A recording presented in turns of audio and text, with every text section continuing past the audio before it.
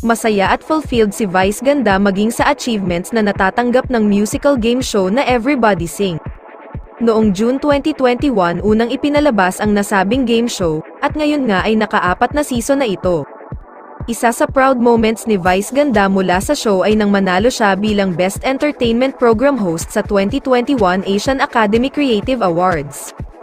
Post ni Vice Ganda, "Pinuno ng GGV ng trophies ang bahay ko pero Everybody Sing gave me international recognitions, Asian si Aklae."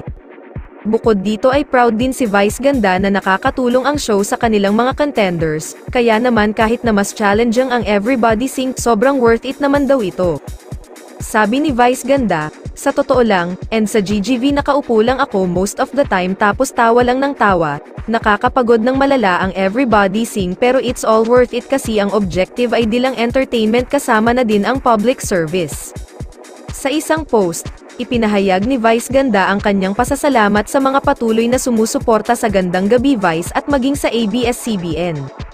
"Super nakaka-happy na kahit ilang years nang di umeere ang GGV bukang bibig pa din ito ng madami. I'm so blessed to have 3 programs na kinakapitan talaga ng mga tao. It's showtime, GGV and Everybody Sing, thank you ABS-CBN." Kaya naman ayon sa ABS-CBN, binabalak ibalik sa telebisyon ang iconic talk show ni Vice Ganda na Gandang Gabi Vice. May sagot naman si Vice sa tanong ng fan kung ano ang pumipigil sa Kapamilya Network para ibalik ang naturang talk show na tumagal ng halos 10 taon. Ayon sa kanya, isa umano ang pagbabalik ng GGV sa in-offer sa kanya na project ng management nang muli siyang mag-renew ng kontrata sa network, ngunit hindi daw niya magagawa sa ngayon na pagsabay-sabayin ang 3 shows na kasalukuyang ginagawa niya.